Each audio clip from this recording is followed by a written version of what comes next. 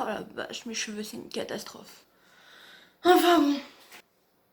Alors ce mois de mai, je vous ai dit qu'il allait être plus sérieux, et il l'était. Franchement, j'ai lu des livres qui m'ont refait prendre goût à la lecture et ça fait plaisir. Alors le premier livre que j'ai lu, c'est une pote à moi qui me l'a conseillé parce qu'elle est fan de Musso. Enfin, sa mère est fan de Musso et elle lui a transmis le gène, en fait c'est héréditaire et donc du coup maintenant elle aussi elle est fan de lui. Et quand je lui ai dit que j'allais reprendre la lecture, elle m'a fait "Faut que tu lises Musso!" Alors évidemment, sur le coup, je lui ai dit éloigne-toi de moi, tu pues de la gueule, on reste à une distance égale à 9 mètres, et là on peut discuter. Et donc je suis allée chez elle, et effectivement, c'est une maladie chez eux, hein, vraiment. Il y a du musso de partout. Dans la bibliothèque, il y a du musso. Sur les tables de nuit, il y a du musso. Par terre, il y a du musso. Dans la cuisine, il y a du musso. Tu vois, je savais même pas qu'il avait écrit autant de livres. Alors évidemment, quand on te dit Guillaume Musso, le premier titre qui te vient, c'est La jeune fille de la nuit. Ben évidemment, parce qu'à chaque fois que j'allais dans un magasin ou sur une aire d'autoroute, c'était le premier que je voyais dans le rayon Musso. Donc forcément, bah, ça m'a donné envie de le lire, donc je l'ai acheté sur Audible et je l'ai écouté.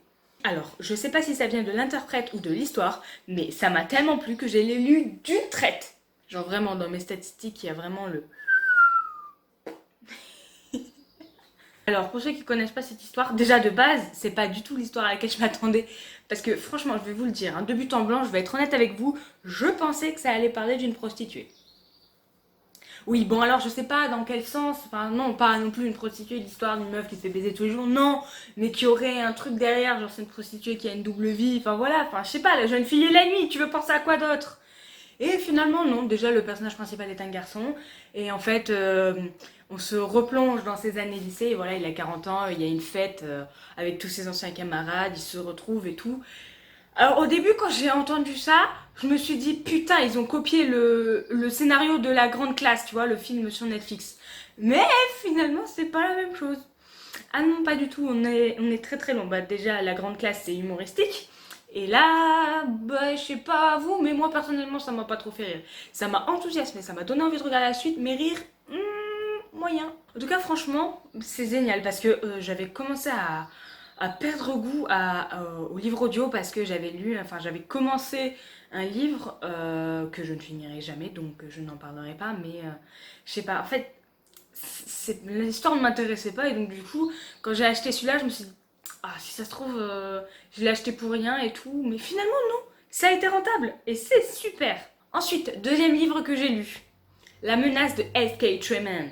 Alors j'ai cherché sur internet, c'était les initiales de quoi, SK, mais entre nous, j'ai juste envie de dire Stephen King.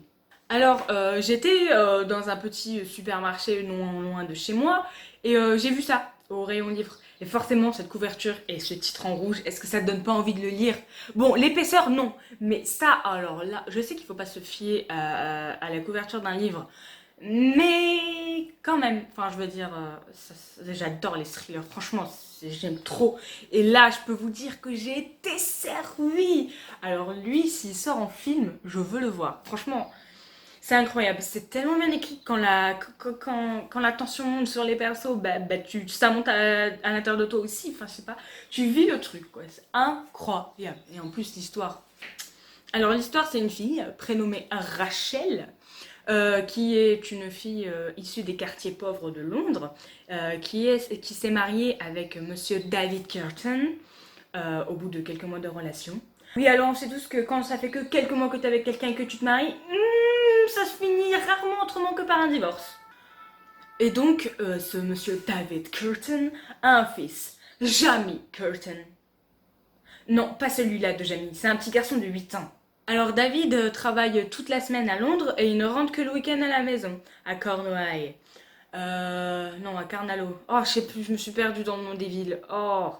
Bref, ils habitent pas à Londres, il travaille à Londres toute la semaine et il revient que le week-end. Bon, il y a quelques conversations Skype avec son fils ou avec sa femme de temps en temps dans la semaine et le week-end, il profite pleinement des deux. Sauf qu'un jour, Rachel, elle va discuter avec Jamie. Non, toujours pas celui-là. Et un jour, il va lui dire tu vas mourir le jour de Noël. Bon, il n'y a pas le rire, mais en gros, c'est ça. Alors en fait, il faut savoir que la mère de Jamie, l'ex-femme de David, est morte 2 ans auparavant, le jour de Noël. Elle est tombée dans un puits et on n'a jamais retrouvé son corps. Alors évidemment, tu te rends compte vite que c'est une histoire de fantôme à la mort moelleux, mais c'est sympa. Franchement, moi j'aime pas tout ce qui est paranormal, mais là, c'est... Parce qu'en fait, c'est pas vraiment le paranormal qui est poussé, c'est plus le côté angoissant que ressentent les personnages, tu vois. C'est pas le genre de truc, ouais, il y a un fantôme, ça fait peur. Non, c'est plus poussé que ça. Et c'est ça qu'on aime dans les livres thrillers.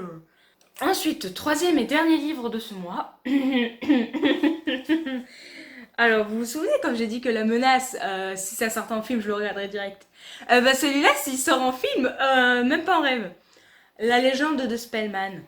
Alors là, les clichés, oh là là, je les ai pas comptés, mais ils sont quasiment tous, c'est sûr. Non mes frères, alors déjà de base, ça commence avec trois copains là de 13-14 ans, je crois, qui se retrouvent pour faire du camping paumés en plein milieu de la forêt, et ils se disent, si on se racontait une petite histoire d'horreur. Et chacun raconte sa version de Spellman, et ils se battent pour savoir laquelle est la vraie. Alors, je vous fais un topo. Dans les trois histoires, il y a un point en commun, enfin il y a plusieurs points en commun. Du coup, il y a Spellman, hein, le méchant. Mais il y a aussi 4 ados. Alors attention, pour retrouver les prénoms, il y a Willy, Alan, Jennifer et Sandra. Donc Sandra et Willy sont en couple. Et Jennifer et Alan, pas du tout. Voilà. Et donc, à chaque fois, ils vont se rendre dans une maison pour les vacances, voilà. Et à chaque fois, il y a Spellman qui va vouloir les tuer. En gros, c'est ça le point commun à chaque fois. Sauf que chacun raconte sa version. Donc la première version, c'est qu'ils vont dans la maison de vacances des parents d'Alan.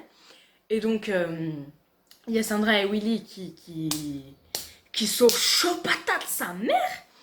Et donc ils arrivent dans la maison, sauf qu'il y a un gars qui est là, c'est Spellman, et qui leur dit non mais en fait vous êtes chez moi, donc dégagez de chez moi. Et Alan il est là, mais non, c'est la maison de vacances de mes parents, on vient là quasiment une fois par an. Je veux dire, je connais cette maison comme personne, tous les recoins par cœur, c'est chez moi, cassez-vous. Donc Spellman il s'en va, et il revient pour les tuer. Ensuite la deuxième version, c'est du coup ils vont dans une maison, je sais pas laquelle, je sais pas si c'est celle d'Alan ou pas, bref ils vont quelque part. Ils écrasent un chien, comment c'est déjà, oh merde, putain les chiens méchants là, comment ça s'appelle, je sais plus, bref, non pas un golden retriever, oh je sais pas, j'y connais rien en race de chien, mais c'est le chien, bref. Donc ils l'ont écrasé, il est en train de souffrir. Et Willy, schlack sa mère, il l'achève. Ou Alan, je sais plus. Ou non, c'est Willy. Ou Alan. Ah, Willy. C'est important pour la suite de l'histoire. C'est Willy qui l'achève. Et donc, il l'enterre et ensuite ils vont dans la maison. Et là, il y a Monsieur Spellman qui toque à la porte et qui fait Vous auriez pas vu mon ami? Non, on a vu personne. C'est mon petit chien. Oh. Et là, franchement, là je suis contente parce que généralement dans les films d'horreur ils vont essayer de mytho et là il lui a vraiment dit franchement désolé, on l'a écrasé, on l'a enterré devant. Au moins ça a le mérite d'être cool, que ce soit honnête, parce que j'en ai marre dans les films qui mentent et que ça leur attire plus de problèmes. Ça les a pas sauvés pour autant, hein. Donc le gars il se met devant la tombe là où il y a le chien et il le fait sortir de terre. Bon par contre il est pas frais comme un sou neuf, non, il est toujours la gueule à moitié écrasée, une patte en moins, enfin bref dégueulasse quoi. Et Et Spellman, il dit aux 4 gamins, alors comme je viens de faire revivre mon chien, il va falloir sacrifier quelqu'un, parce que quand on récupère une vie, il faut en donner une autre. Donc je vous laisse jusqu'à minuit pour décider qui c'est qui va mourir. Ah bah, de base, il devait y avoir une personne morte, comme ils sont trop cons, bah, les 4 ils sont morts. Hey, salut, comment ça va? J'étais en train de monter la vidéo et je me suis rendu compte que j'ai oublié de parler de la troisième version de la légende de Spellman. En fait, c'est tout con, hein. C'est juste, ils vont pareil dans une maison, il y a Willy qui fait le beau sur sa moto, ils arrivent, ils veulent faire une incantation, tu sais, appeler les esprits et tout. Willy est pas d'accord parce qu'il a déjà essayé et ça l'a traumatisé. Finalement, ils le font et il y a Spellman qui prend possession, enfin, qui rend William fou et qui tue tout le monde. Voilà, en gros, c'est ça. Alors voilà, alors ce fut court. Mais en même temps, j'avais pas trop envie de développer parce que les livres, bon, à part Spellman là, j'ai vraiment envie que vous les découvriez. Et puis de toute façon, il n'y a rien d'autre à dire à part le fait que je les ai kiffés quoi, à part Spellman. Et bon, on se retrouve le mois prochain pour ma bibliothèque du mois de juin, pour une fois que je suis pas trop en retard. Sur ce, la bise.